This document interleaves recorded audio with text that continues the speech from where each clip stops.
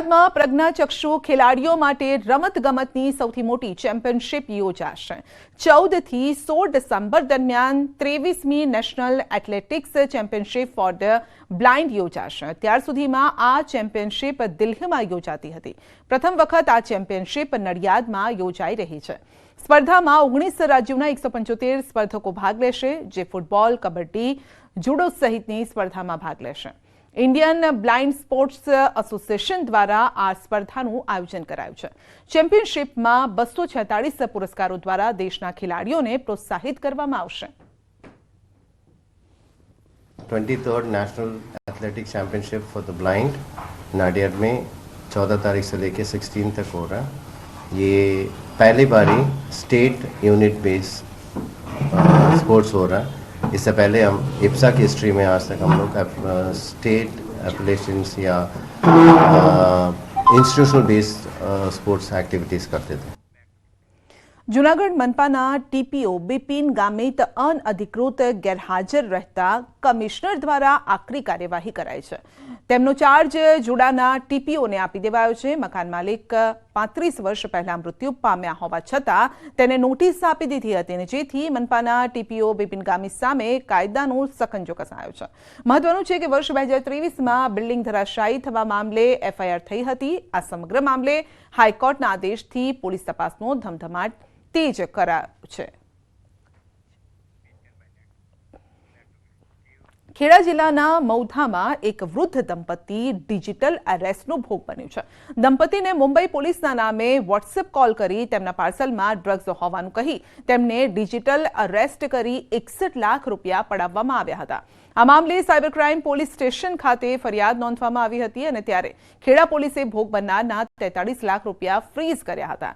Cyber police દ્વારા ગણતરીના દિવસોમાં જ ફ્રીઝ કરાયેલા 43 લાખ રૂપિયા રિકવર કરી ભોગ બનનારના ખાતામાં જમા કરવામાં આવ્યા છે।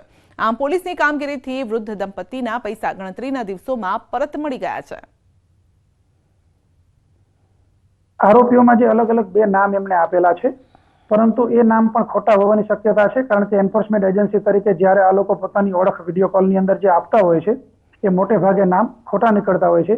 અલગ અલગ પ્રકારના હોદ્દા જે દર્શાવતા હોય છે, પોતાનું બેકગ્રાઉન્ડ અલગ પ્રકારનું ઊભું કરતા હોય છે, તો એ સમગ્ર બાબત ફ્રોડ હોય છે, અને એન્ફોર્સમેન્ટ એજન્સીના નામે આવા પ્રકારના કોઈ કોલ કરવામાં આવતા હોતા નથી। પરંતુ આ વૃદ્ધ દંપતી કોઈને કેમને આડોશી પડોશીમાં વાત પણ ન કરી અને પોતે ગભરાઈ ગયેલા, અને ખાસ કરીને એમના જે સંતાનો વિદેશમાં સ્થાયી થયેલા છે એમની ઉપર લીગલ એક્શન લેવાશે એ પ્રકારની વાત કરી। બુલેટિનમાં અત્યારે બસ આટલું જ। રજા આપશું। નમસ્કાર।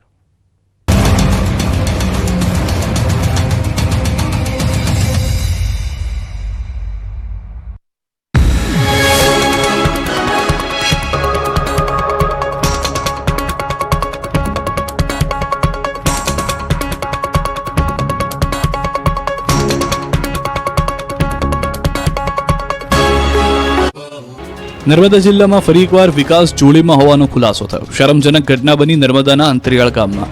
સરકાર અને તંત્રની ઈચ્છાશક્તિના અભાવે ગામડાઓમાં હજુ વિકાસ પહોંચ્યો નથી। ગરુડેશ્વરના ચાપટ ગામના નરેશભાઈ વસાવાના ગર્ભવતી પત્ની પાયલબેનને રાત્રિ દરમિયાન પ્રસૂતિ પીડા ઉપડી હતી, ત્યારે આ ગામમાં રસ્તાના અભાવે કોઈ સરકારી વાહન આવતું નથી, એટલે પરિવાર દ્વારા ગર્ભવતી મહિલાને સાડીની જોડી બનાવી હોસ્પિટલ લઈ જઈ રહ્યા હતા, પણ જંગલના રસ્તામાં જતા જતા પ્રસૂતિ પીડા વધી જતા તેમની ત્યાં જંગલમાં ડિલિવરી કરવામાં આવી। માતાએ રસ્તામાં જ બાળકને જન્મ આપ્યો। હાલ બંનેની હાલત સ્વસ્થ છે। ગરુડેશ્વર તાલુકાના ચાપટ ગામના 3 ફળિયામાં અંદાજિત 300 થી વધુ વસ્તી છે। આઝાદીના 75 વર્ષ પૂર્ણ થયા છતાં આ ગામની વાસ્તવિકતા બદલાઈ નથી, ત્યારે આજના યુગમાં પણ ગામ લોકો જોડે લઈને દવાખાને જવા મજબૂર હોય। વિકાસની પોલ ખુલ્લી છે। આમ ગુજરાતનો જોડીદાર વિકાસ જોવા મળી રહ્યો છે। વડોદરામાં પુષ્પા ફિલ્મની સ્ટાઇલમાં ચંદનના ઝાડની ચોરી થઈ। જી હા, પુષ્પા સ્ટાઇલમાં એમએસ યુનિવર્સિટી હેડ ઓફિસ પાસે 2 ચંદનના ઝાડ કાપીને તસ્કર ટોળકી ફરાર થઈ। જો કે નવાઈની બાબત તો એ છે કે કરોડો રૂપિયાના ખર્ચે સિક્યોરિટીનો કોન્ટ્રાક્ટ અપાયો હોવા છતાં ચોરી થતા ખળભળાટ મચ્યો। ચંદન ચોર પુષ્પાઓ ઝાડને સાચવવાની લોખંડની જાળી તોડી ચંદનના ઝાડને ટ્રી કટર વડે કાપી ચોરી કરી ફરાર થઈ જતા હતા। જો કે ટ્રી કટરથી ઝાડ કાપવા છતાં સિક્યોરિટી ગાર્ડની ઊંઘ ના ઉડતા સવાલો પણ ઊભા થયા હતા। ઉત્તરાયણ પૂર્વે પ્રતિબંધિત ચાઇનીઝ દોરીના કાળા કારોબાર પર પોલીસે તવાઈ બોલાવી। સુરેન્દ્રનગરની દસાડા પોલીસે પ્રતિબંધિત ચાઇનીઝ દોરીના જથ્થા સાથે એક શખ્સને ઝડપ્યો। પોલીસે બાતમીના આધારે વોચ ગોઠવી ચાઇનીઝ દોરીના 48,000 રૂપિયાના 480 નંગ ટેલર અને કાર સહિત કુલ રૂપિયા 1,98,000નો મુદ્દામાલ કબજે કરી કાર્યવાહી કરી। દસાડા હાઈવે પરથી કાર ચાલક દશરથભાઈ રાવળવાળાને ઝડપી પાડી કાયદેસરની કાર્યવાહી હાથ ધરી. તો વડોદરાના માંજલપુરમાં ચાઇનીઝ તુક્કલના જથ્થા સાથે 2 ઝડપાયા. માંજલપુર પોલીસે બંને શખ્સોને ઝડપી કાર્યવાહી કરી. મહત્વનું છે કે માંજલપુરમાં બંને ઇસમો પ્રતિબંધિત ચાઇનીઝ તુક્કલનો જથ્થો વેચવા ફરતા હતા. પોલીસે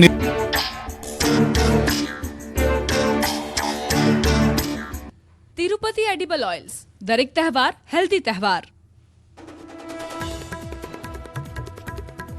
સુરતમાં સામાજિક તત્વોનું કઢાયું સરઘસ. ચોક બજાર પીઆઈએ કહ્યું, આ લુખ્ખાઓથી ડરવાનું નથી, તમે ઇન્ફોર્મ કરો, ટ્રીટમેન્ટ અમે કરીશું. ભરૂચમાં જીવના જોખમે ટાંકીની કામગીરીનો વિડીયો વાયરલ. સેફટી બેલ્ટ વગર ટાંકીનું કલર કામ કરી રહ્યા છે કામદારો.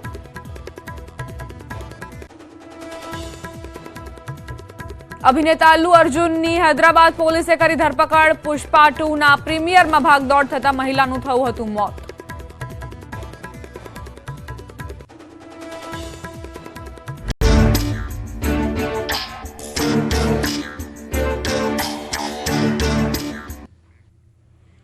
નમસ્કાર, આપ જોઈ રહ્યા છો ક્રાઇમ રિપોર્ટ. હું છું આપની સાથે દીપા શર્મા. દરેક વારદાત કંઈક અલગ જ ચિતાર રજૂ કરતી હોય છે. દરેક ઘટના પાછળ કંઈક અલગ જ રહસ્ય અને કારણ છુપાયેલું હોય છે. આવા જ રહસ્યો અને કારણો પાછળ છુપાયેલા સત્યને તમારી સમક્ષ બતાવીશું અમારા પ્રોગ્રામ ક્રાઇમ રિપોર્ટમાં.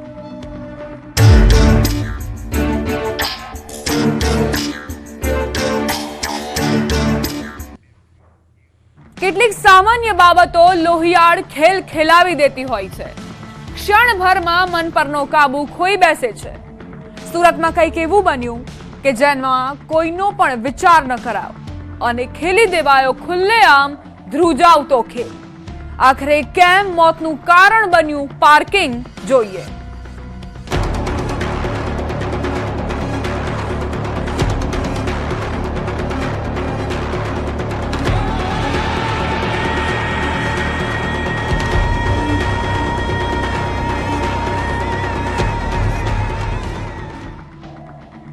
સામાન્ય વાતમાં મન પરનો કાબુ ગુમાવવાના કિસ્સાઓ તો જવલ્લે જ બન્યા છે, પરંતુ સુરતમાં જે કિસ્સો બન્યો તેણે સુરતી લાલાઓને હચમચાવી દીધા. એક નાની અમથી વાતમાં ક્રોધની જ્વાળામાં આવેશમાં આવી ખેલી નાખ્યો ખુલ્લેઆમ ખતરનાક ખેલ. જોઈએ ધ્રુજાવતી હકીકત.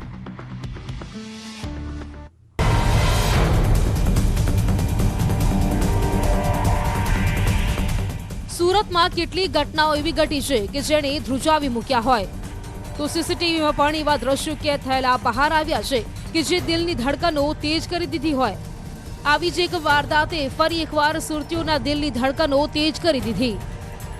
સુરતના ઉધનામાંથી બહાર આવેલા એક સીસીટીવીએ ન ફક્ત લોકોની માનસિકતા પરંતુ ધીરજનો અંત લાવતી આ ઘટનાએ ડાયમંડ સિટી સુરતની સુરત પર ફરી કલંક લગાવ્યું છે. સુરતનો ઉધના વિસ્તાર